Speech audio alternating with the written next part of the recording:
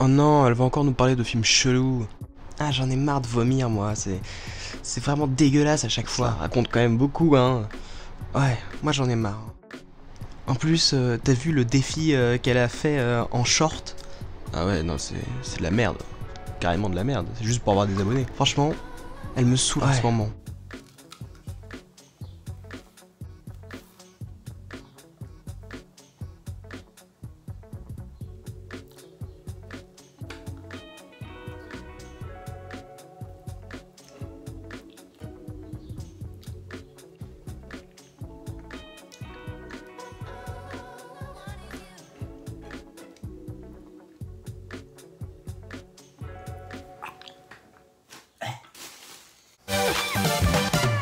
C'est donc la dernière vidéo dans ce décor parce que après j'emménage dans mon premier appartement à moi tout seul. Et oui, parce que j'ai eu le bac et que je vais aller faire des études de cinéma, une licence de cinéma sur 3 ans. Et donc ça va être cool, un peu flippant, mais cool quand même. Mais là tout de suite on parle de ce gros truc bizarre qui est ce film où les gens se vomissent dessus.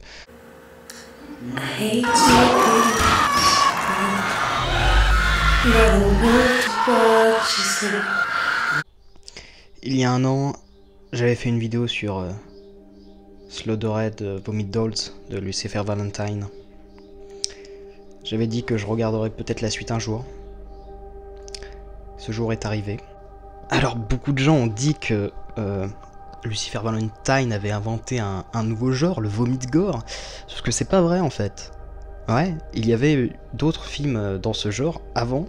Par exemple, en 1995, il y avait le film Terrible Mile, que je n'ai absolument pas envie de voir, mais qui était déjà dans ce registre. Donc les gens qui se vomissent dessus, ça existe depuis bien plus longtemps. Lucifer Valentine, tu n'as rien inventé.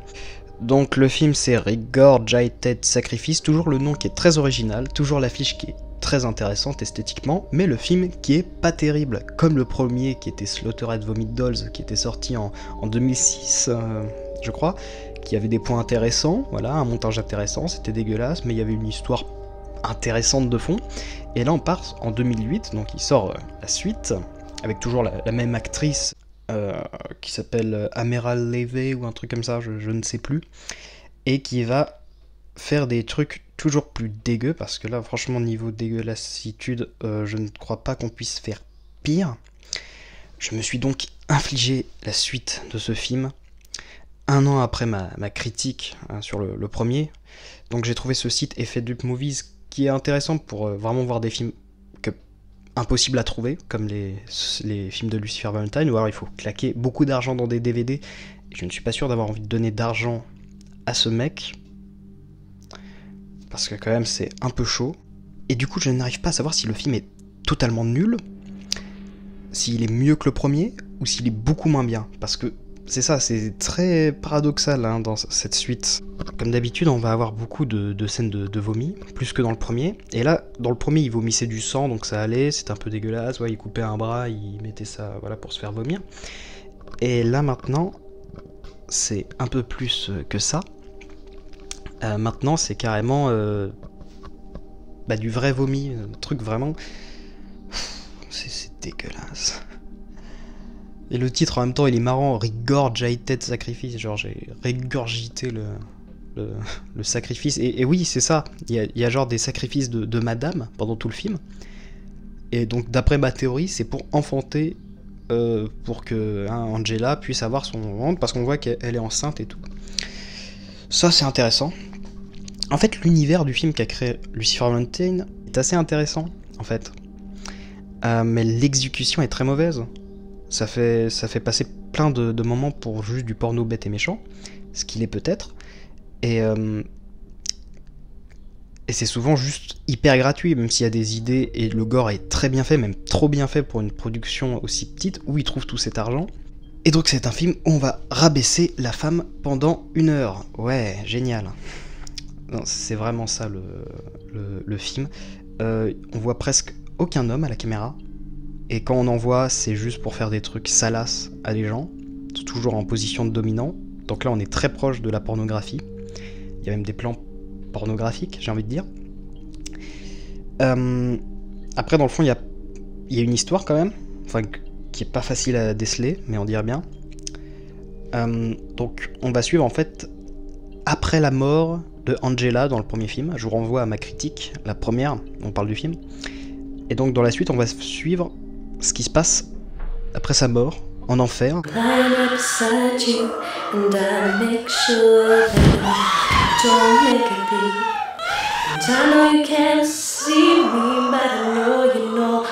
Où elle va rencontrer genre deux personnes qui sont collées la tête, on sait pas trop pourquoi, et qui vont être séparées au moment où elle va mourir le même jour que Kurt Cobain.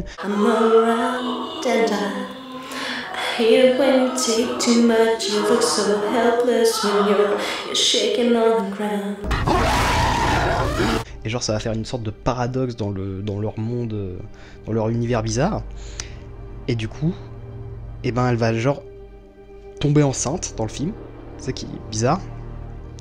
Et en gros, les deux sœurs qui étaient collées sont donc décollées et vont faire des sortes, c'est mon interprétation, hein, ça veut pas dire des meurtres de femmes de façon ignoble, les humilier et tout, des femmes au pif, on sait pas trop, pour avoir un enfant qui est, à mon avis, l'enfant du diable et possiblement l'enfant donc de Satan qui est dans ce monde et qu'on voit à la fin du film avec son poulpe sur la tête et qui vomit sur les gens, on sait pas trop pourquoi, qui vomit sur le générique de fin. Et donc Angela va avoir donc l'antéchrist en quelque sorte dans l'interprétation que je fais du truc. C'est bizarre et c'est dégueulasse. Alors voilà, je fais ma propre interprétation du film, hein, mais je ne sais pas du tout ce qu'il a voulu dire. Hein. J'ai l'impression que c'est vraiment très personnel. Et du coup, le scénario, c'est des sœurs siamoises, voilà, elles sont séparées par le diable lui-même, arrivent sur Terre pour exécuter toute une flopée de déchets humains de sexe féminin. Et ça y est, je l'ai vu. Je vous mets un lien en description pour que vous puissiez le voir vous aussi, gratuitement, sans sous-titres bien sûr. Donc en anglais, de ce film de taré, qui n'est pas un bon film. C'est très bizarre parce qu'en fait, le film, il est mieux et moins bien que le premier. C'est très particulier. Sur la forme, c'est moins brouillon. On comprend un peu plus ce qui se passe. Les effets spéciaux sont bien mieux. Mais sur le fond, c'est crade, c'est horrible. Hein, parce que j'en ai vu des films immoraux. Mais là, c'est pas que c'est immoral, c'est juste que il y a des choses qu'il faut pas faire. Des choses insultantes. Et ce film fait des choses mauvaises. Le problème, c'est sûrement le réalisateur derrière ça qui prend un plaisir à filmer des gens dans de très mauvaises situations. Contrairement à d'autres cinéastes qui ne prennent pas part à l'action, hein, et qui même s'opposent à ça, hein, comme Gaspard Noé, tout ça. Même Lars von Trier, hein, qu'on a reproché d'être comme ça, alors qu'en fait, pas du tout. Parce que là, ce Lucifer Valentine dépasse un peu les bornes. C'est peut-être pour ça qu'au début du film, il y a un warning pour te dire attention, ce film est fait avec des gens qui sont consentants. Je sais pas s'il y a vraiment des gens consentants pour faire ce truc. Ça m'a traumatisé. Le premier film, en vrai je peux tout à... Ouais, voilà. J'ai un micro incroyable. Le son est mieux enfin sur cette chaîne. Le premier film était regardable. Il y avait 2-3 moments de vomi qui étaient pas mal, même intéressants. Le film dans le fond était intéressant d'avoir une pauvre fille qui est obligée de faire des trucs pas sympathiques, voilà, de se prostituer, qui est boulimique et qui finit par se suicider le même jour que Kurt Cobain. Il y avait quelque chose de poétique presque, même avec le rapport à l'enfance qu'on avait dans les images qu'on a parfois, qui sont des flashbacks de sa vie. Et elle finit donc par se suicider à la fin du film. Et donc il y avait une construction, il y avait un sens, même si tout ça était très brouillon. C'était intéressant. Malheureusement là, le film n'a plus trop de sens. Vraiment, à mon humble avis, ça devient du gros n'importe quoi. Et surtout, juste un film de BDSM chelou. Alors oui, le deuxième opus est 1000 fois plus vomitif que le premier. Mais genre, de très loin, c'est genre un des films les plus dégueux que j'ai jamais vu de ma vie. Hein. Et donc ouais, les noms toujours très originaux, ça c'est un des points positifs, un des rares. J'ai essayé de contacter Lucifer Valentine, ça n'a pas marché. Bon, c'est grâce à toutes les vidéos anglaises et au site Effet Up Movies que j'ai pu réaliser cette vidéo, hein. Sinon impossible de trouver des infos et de voir les films. Mais ouais, c'est hyper désagréable à regarder. C'est une épreuve, ne le regardez pas avec tout le monde. Et voilà, l'art n'est pas forcément beau, ça peut être un peu repoussant, même totalement. Mais il faut le faire avec classe, hein, je le répète, ce que ne fait pas Lucifer Valentine. Ou alors il faut donner des explications, ou faire quelque chose, mais lui ne fait absolument rien. Il reste dans son coin à faire des films vraiment dégueux, prétexte artistique, pour faire des trucs dégueux. Moi ce que je veux, c'est pas un prétexte artistique pour faire des trucs dégueux, c'est d'avoir vraiment une idée derrière. Là c'est juste une histoire qui peut être intéressante, mais qui est juste cette histoire. Il n'y a pas d'autre fond, il n'y a pas de sous-texte en plus. C'est juste une histoire qui fait écho à la vie du réalisateur, entre guillemets, et c'est rien d'autre. Donc c'est pas intéressant en fait. Feld Up en avait parlé dans une de ses dernières vidéos, c'est l'art de psychopathe. C'est juste faire des choses affreuses. Je pense que s'il n'avait pas eu peut-être la possibilité de faire des films, il aurait été criminel, et peut-être qu'il l'est déjà, on ne sait pas qui est ce mec. Voilà, c'est un film dérangeant qui peut donner des TCA, parce que franchement, des fois, on a envie de... Ça joue un rôle hein, sur la santé mentale, ce genre de truc.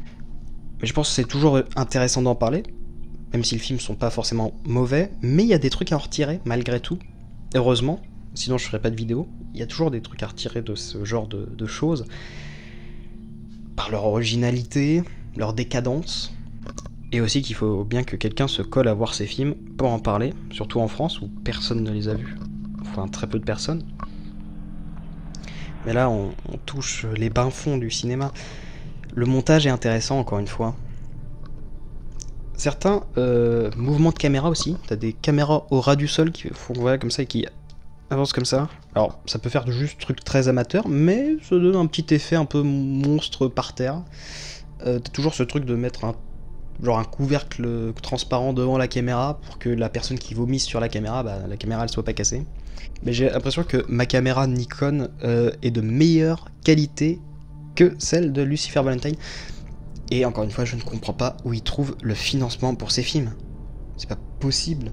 Genre même Sorgoy Prakov, qui est d'ailleurs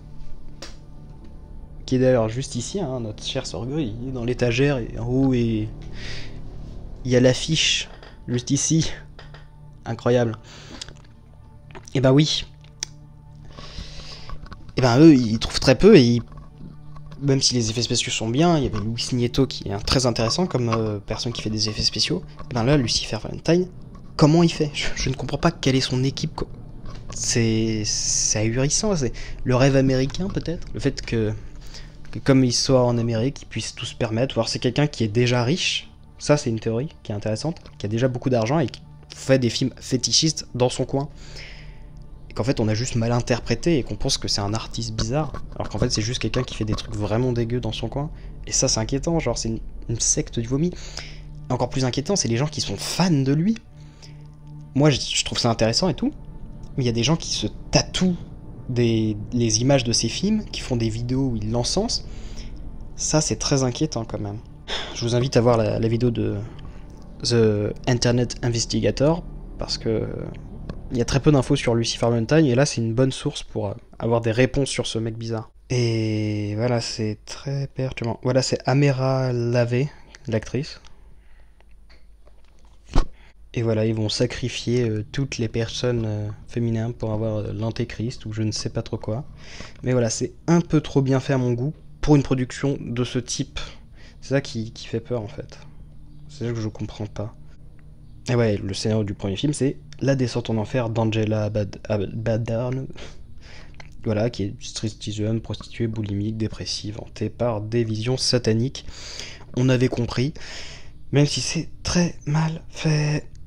Et heureusement, dans le deuxième, il abuse pas trop des effets de voix un peu bizarres qui étaient juste très chiantes dans le premier film. Et le troisième film, Angela, donc l'actrice pornographique boulimique, donc il y a un rapport avec la pornographie, hein, un peu, part en cacahuète pendant que le diable Lucifer Valentine Israel lui tourne autour. C'est quoi ce scénario là? Non, et apparemment, c'est Lucifer Valentine qui joue le diable. Ça expliquerait pas mal de choses. Ça donne une autre dimension au film peut-être. Mais en même temps, c'est horrible. Ça montre que c'est vraiment lui qui domine toutes ces actrices, parce qu'il y a que des actrices, et qui les fait vivre un véritable enfer. Et apparemment, ouais, elles sont tous consentantes dans leur pratique artistique, mais là, c'est chaud quand même. Il me fait peur, ce mec. Ok, j'ai changé la luminosité, c'est carrément mieux comme ça. J'ai été toute blanche, tu vois, c'est terrible. Là, c'est un peu mieux. Je viens de me rendre compte. J'étais surexposé. J'ai essayé de contacter ce monsieur Valentine, Lucifer Valentine sur Instagram, parce qu'il a un compte Instagram. Mais quand j'ai essayé de lui parler pour avoir des réponses sur ce truc bizarre qui est ses films, parce qu'il en a fait quand même pas mal d'autres, mais là j'ai vu que les 2 premiers pour l'instant, il m'a lâché des petits vus, ce qui n'est pas très sympathique. Très dommage, on essaie de on essaie de contacter. J'ai réessayé peut-être, mais non, il a pas l'air d'être trop apte à parler. Ce mec, il a bien sûr une biographie, on sait pas si c'est vrai ou fictif, mais ça fait un peu partie du personnage. Comme si le personnage, il avait été inventé pour le film, en fait. Et c'est ce que beaucoup pensent. C'est qu'en fait, le réalisateur n'existe pas et que c'est juste une association qui essaie de créer un personnage. Mais vu certains choix dans le film, ça ne m'étonnerait pas que ce soit juste une sorte de gourou qui se serve de jeunes filles pour faire des trucs chelous. Mais j'aimerais bien faire une vidéo bilan autour du personnage, pas autour de ses films, mais du personnage. Oh, les vidéos deviennent professionnelles, c'est incroyable. Pour l'année prochaine, c'est bien. Peut-être plus de vues. Peut-être que je gagnerai ma vie là-dessus. Je suis la seule personne de France à faire des vidéos sur Lucifer Valentine. Et oui, ça va être ma spécialité, faire des films qui donnent envie de vomir tes tripes. Parce que ouais, y a des scènes très inventives, on va dire. Mais là, niveau fluide corporel, il y a tout dans le film. Dans le premier, ça allait, c'était gore, ok? Juste sur quelques plans, où le film se regardait, même si c'est violent d'un moment et que ça donnait peut-être un peu la gerbe, mais ça allait. Et là, non, c'est vraiment trop. T'as une scène, mais... Les 2 anges, ils appellent ça les Dark Angels dans le générique. Bah, ils attachent une femme à un fauteuil dans une salle blanche qui est une sorte d'enfer bizarre. Voilà. Ils lui écartent les jambes et ils lui attachent le vagin comme ça, avec des coups, trucs bizarres, pour que ça soit bien ouvert. Et ils mettent une tarentule à l'intérieur. Et après, ils recouent. Ça va peut-être un peu loin. Et après, ils lui crachent dessus, ils lui pissent dessus. Est-ce que ça a vraiment un intérêt? Est-ce qu'il faut faire tout ce sacrifice pour pouvoir enfanter la madame? Je ne sais pas. Et ça fait un peu beaucoup et un peu de surenchère. Et au final, il y a tellement pas de matière dans le film. C'est pour ça qu'il dure pas longtemps ces films. C'est juste, t'as quelques points d'histoire, donc au début, à la fin et un peu au milieu des trucs. Mais sinon, tout le reste du film, c'est pas très... C'est juste du gore un peu bizarre, filmé bizarrement. Ah, je mentirais si je dis qu'il n'y a pas une certaine originalité. Mais que c'est moralement très douteux. Il y a des films moralement très douteux. Mais là, c'est le réalisateur qui est vraiment dérangeant directement à la caméra. Et le fait de rien savoir sur lui, c'est qu'il pourrait faire des trucs bizarres. Surtout l'actrice qui s'est fait assassiner, l'actrice principale, morte en 2017. Ça aussi, c'est chelou. Voilà, il traîne dans des business vraiment étranges. Et donc nous, on tourne le film Cannibal Café, et en fait, j'ai peur que ça soit dans le même style que lui, finalement, en fait. Du coup, on va faire attention. Ça sera un peu dégueulasse, mais il y aura un propos de fond et une vraie histoire. On va essayer.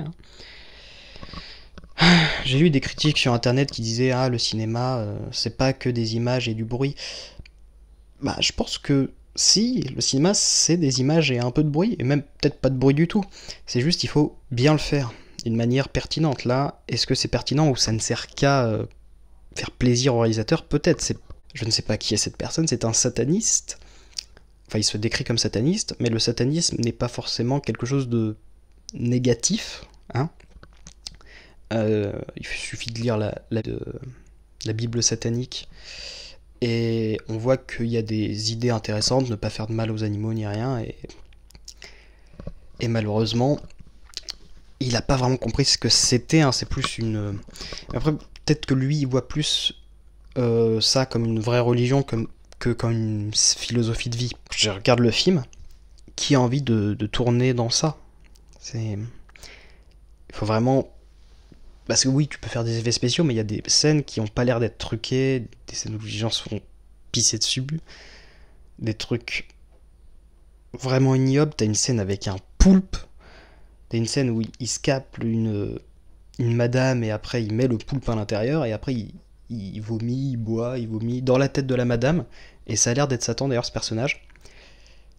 En plus, je trouve qu'ils ont mis quand même assez en retrait le personnage de Angela, finalement. Pour se concentrer sur la torture de personnes dont on ne sait pas qui c'est. Un peu comme dans le premier, mais là, beaucoup plus.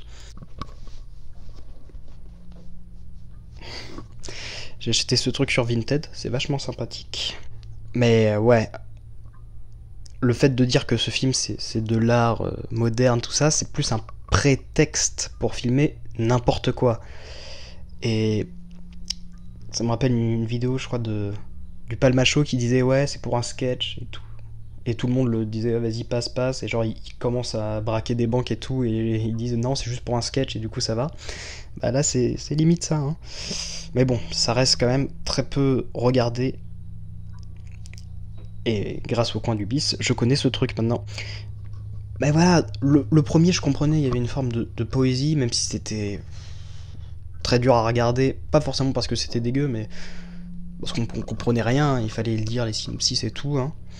Mais le deuxième, c'est juste hyper dégueulasse. Et pour pas grand chose finalement, hein. Quand le film il se finit, tu te dis, bah, qu'est-ce que j'ai vu? Moi je l'ai regardé en plusieurs fois le film, hein. On peut pas le regarder vraiment en une seule, d'une seule traite, hein. C'est quand même extrêmement graphique.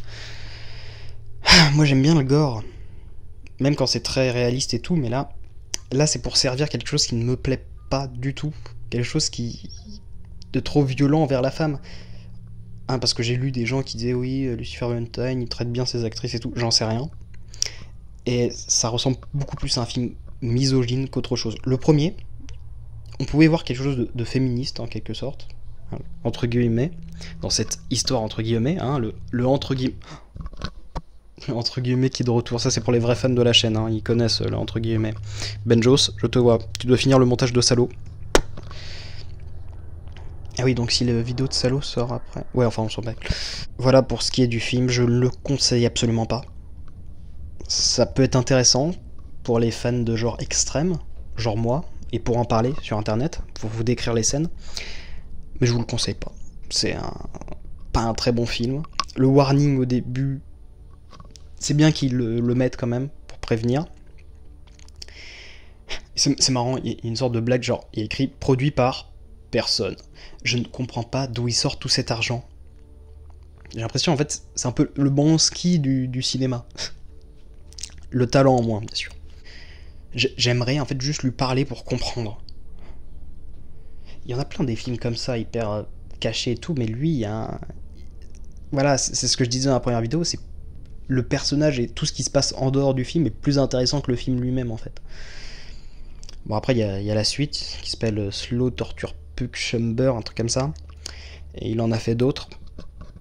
Je ne sais pas si ça sera du même acabit que le Regurgite de Sacrifice. Mais voilà, c'était pas bien, et c'est peut-être mieux que ça reste dans le néant. Mais par simple curiosité, j'aimerais peut-être posséder le DVD, peut-être des films, parce qu'il y a des making-of à l'intérieur, et ça pourrait m'aider à comprendre. Mais ça coûte cher. Il y a Black Lava Store qui les vend. Donc peut-être, hein, pour voir. Mais bon, il n'y a pas de sous-titres français ni rien, il faut parler, il faut connaître un peu l'anglais. Comme moi. Hello, I am. Ah, je suis fatigué. Je vais aller voir le Park Chan-wook parce que là... voilà, je vais aller au cinéma voir Decision to Live de Park Chan-wook, qui est probablement un meilleur film que ce truc, que ce Vomit Gore 2. Alors, principalement, si j'ai voulu faire cette deuxième vidéo, c'était pour l'argent. Oui, j'assume. Non, mais la première vidéo sur Vomit Gore a fait 2200 vues. Et j'ai dit, je tiens un filon. Je suis la seule personne à parler de Vomit Gore de Lucifer Valentine sur YouTube, en France. Du coup, je tiens un concept qui peut marcher, et comme j'ai besoin de moulaga en ce moment, et ben, je parle de ce truc, et j'ai dû m'infliger la suite. Enfin, il y a des trucs à dire, hein, mais voilà, c'est très désagréable. Donc voilà, je vais aller voir le prix de la mise en scène à Cannes, un vrai film. Park Chan-wook qui a fait Old Boy, tout ça, mais là, je suis aux anges, ça va être génial. Bon alors, si vous voulez vous faire votre propre avis, allez voir le film dans la description, j'ai mis un lien. Attention, site bizarre, vous pourrez voir tous les films que vous voulez là-dessus, des films bizarres en tout cas. Et n'hésitez pas à en parler en commentaire. Mettez un like si vous aimez bien le vomi. Et abonnez-vous. Voilà. Pour avoir 1000 abonnés et gagner de l'argent. Parce que j'ai besoin d'argent, s'il vous plaît. Je suis horrible aussi. Ah.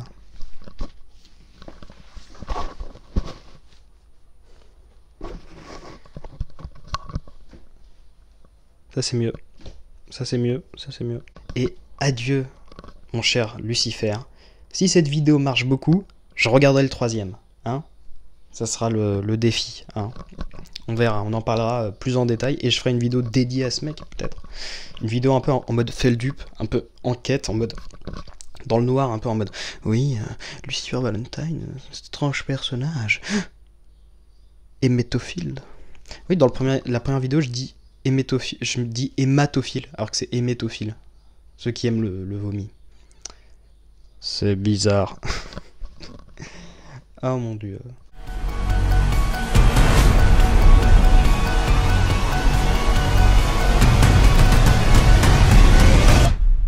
Come and get me, motherfucker.